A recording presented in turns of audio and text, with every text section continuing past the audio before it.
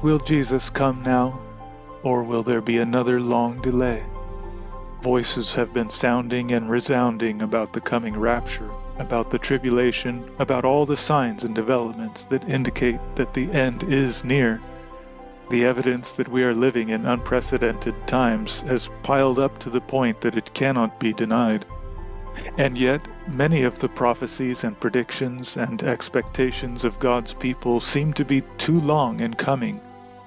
Could this present experience of global awakening be just a phase, like what happened a number of times in the past at certain historical inflection points, like the Great Awakening of the 1830s and 1840s, a turning point that many churches can trace their roots to?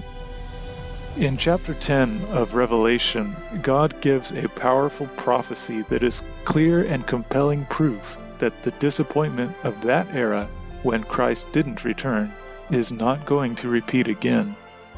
The vision of this chapter describes a mighty angel coming down from heaven, clothed with a cloud. The symbolism is clearly depicting Jesus Christ, whose coming in the clouds is the expectation we are concerned with. In the prophetic symbolism, this angel held in his hand a little open book, which was later given to John to eat, and which was sweet in the mouth and bitter in the stomach. It is well understood that this little open book represented the prophecies of Daniel 8 and the Revelation that had been understood through diligent Bible study, which fueled the Advent awakening of the 1830s and 40s. It was the recognition that the time had come for Jesus' return that was so sweet in the mouths of everyone who understood these books, yet afterward, when Jesus didn't come, it made the belly bitter with disappointment, just as the prophecy says. Those disappointed Christians of that era had to pick up the pieces of their disappointed hope and re-study God's Word. Many different opinions came out of it, and so did many denominations, including most notably the Seventh-day Adventist Church, but also Jehovah's Witnesses, the Seventh-day Church of God, the Evangelical Adventist Church, the Advent Christian Church, the Life and Advent Union, which later merged, the Churches of God and their many different branches, and countless smaller churches. How can those who are looking for the rapture today be sure that their future won't be the same as the history of the past? The answer is given in Revelation 10 itself, in the cry of the mighty angel. And he cried with a loud voice, as when a lion roareth, and when he had cried, 7 thunders uttered their voices. Herein lies a key. Thunders take time to roll through the earth, and 7 thunders must imply 7 periods of time that were prophesied to transpire after the little book was opened. Could it be that the old Adventists of the 1800s were not entirely wrong to look for the coming of the Lord at that time, but that they simply overlooked or did not understand the 7 thunders? And when the 7 thunders had uttered their voices, I was about to write, and I heard a voice from heaven saying unto me, Seal up those things which the 7 thunders uttered, and write them not. If the open book represented the prophecies that had been understood, then the sealed up thunders must represent something that was not yet understood. This is because the thunders represented future events that in the 1800s had not taken place yet. If we, today, still cannot understand what the 7 thunders are, or were, then we might be facing another disappointment too.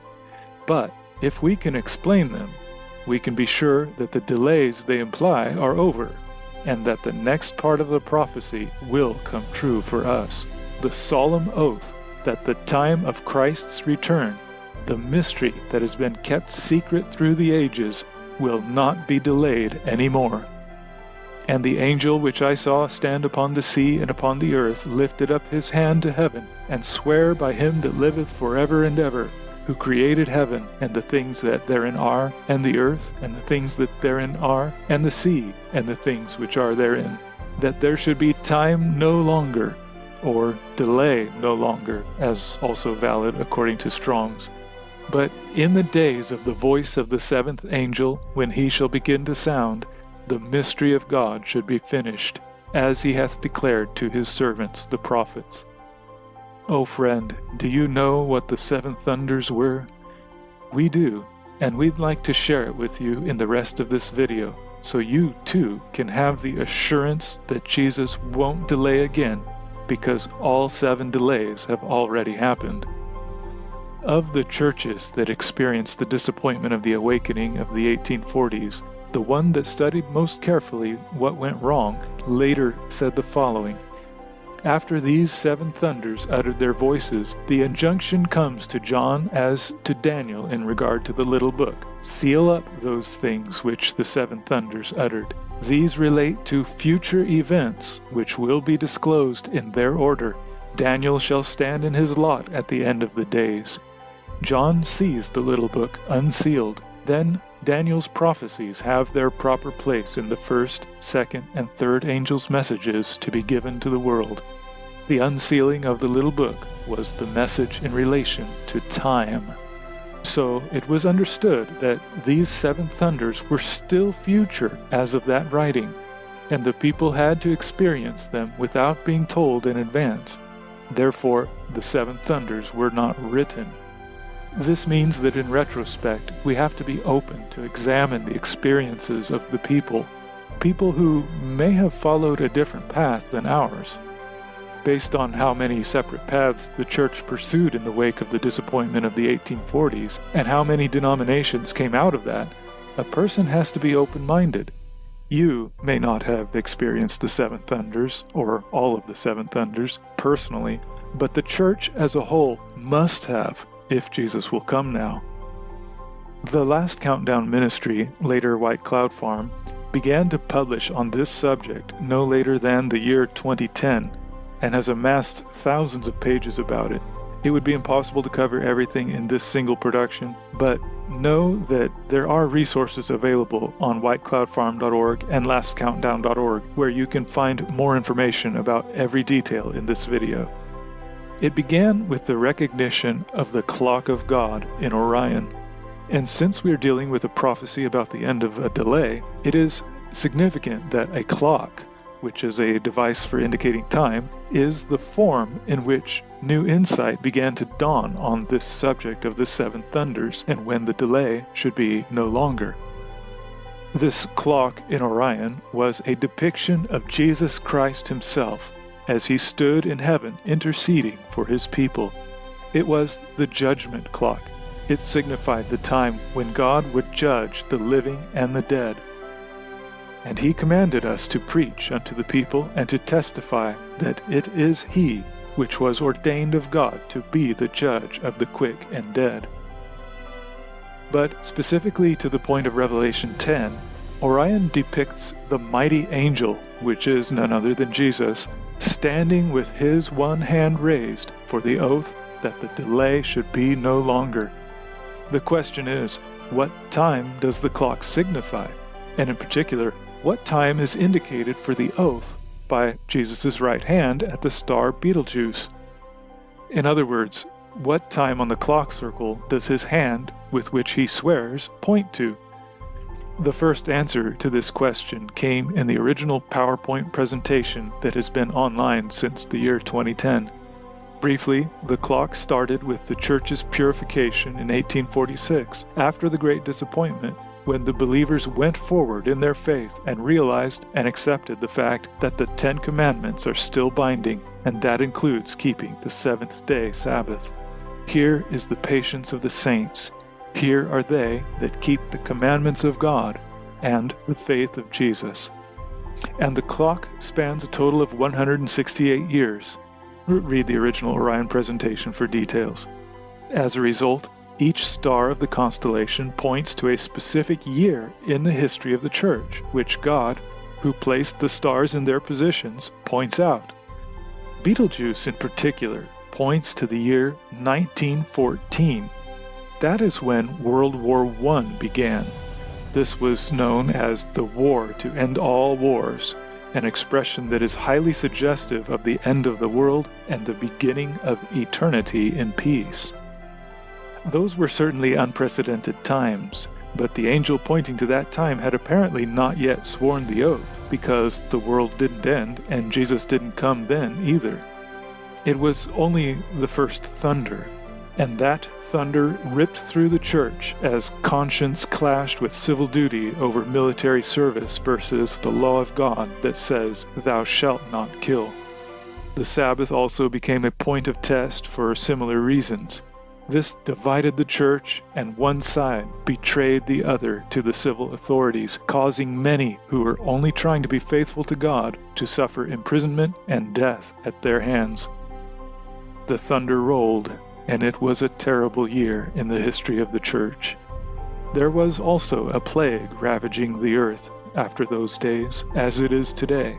It was at that time that the often referred to Spanish flu hit the world.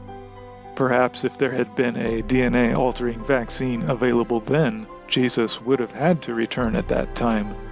But no, there had to be a series of 7 delays until the mystery was to be finished. Will the church betray its faithful brethren again today? Will it denounce those who want to be faithful and not receive the vaccine? Will the real war to end all wars be this year? Will Jesus come now? One thunder had been found on the clock. One delay had been explained. Could there have been 6 more also? When the clock had ticked one full round, and by the time the year 2014 came, God had given more light through his clock in Orion. Additional cycles had been discovered through the study of God's Word, which began to explain not only the past history of the church during the judgment of the dead, but also now the present events of today's world as the judgment transitioned to the living. The experience of God's people during those years might best be left as reading material so that a person can take time to fully appreciate what it means to wrestle with God and overcome. This experience has long been summarized for visitors to our website in the article titled "The Choice is Yours," which walks the reader down the path of discovering God's many clocks.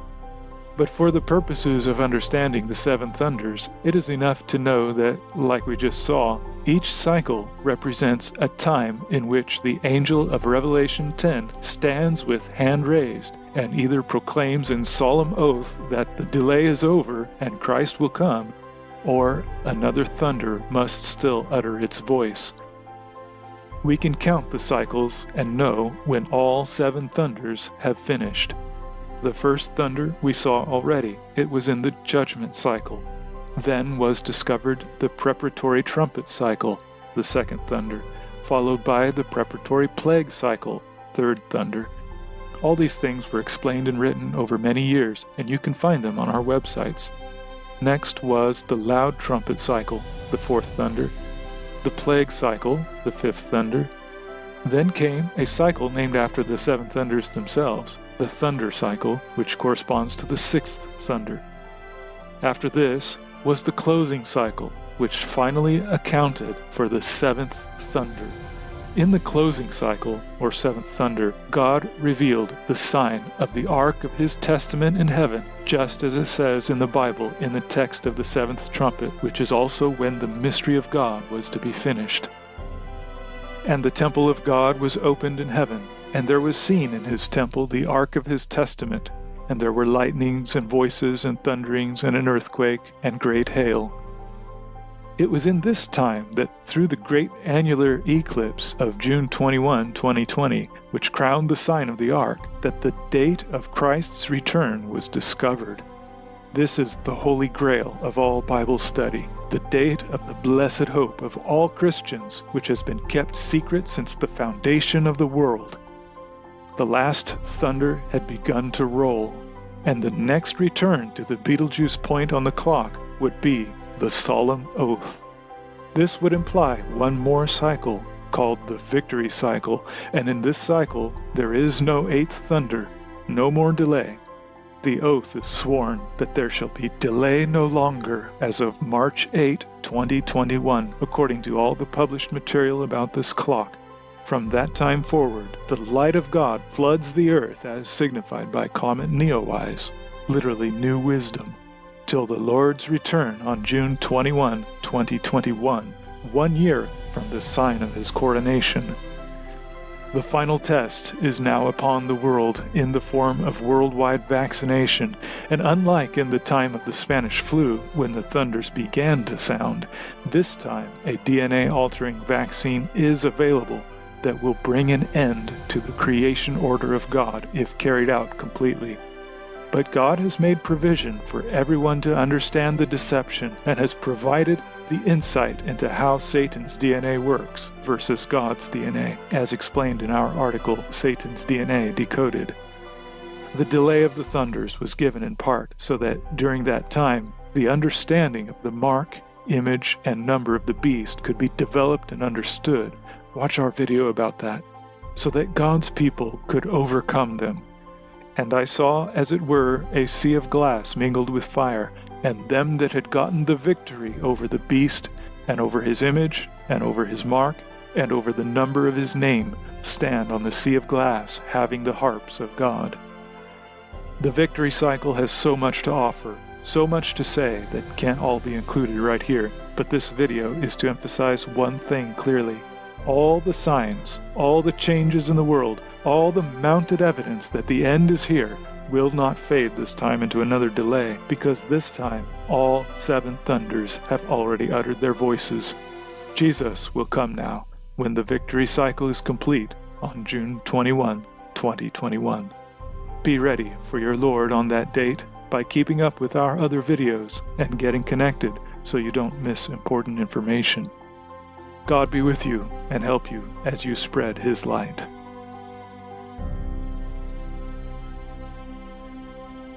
Thank you for watching our channel, and we're glad you enjoyed this video. We have many other exciting videos in production about brand new topics that have never before been made public in their entirety. To be notified when every new video is released, please join our official Telegram group called the Alnitak Newsletter by following the invite link on our homepage at whitecloudfarm.org. Please share it with your friends as well. Thank you, and may God bless you as you help spread his light.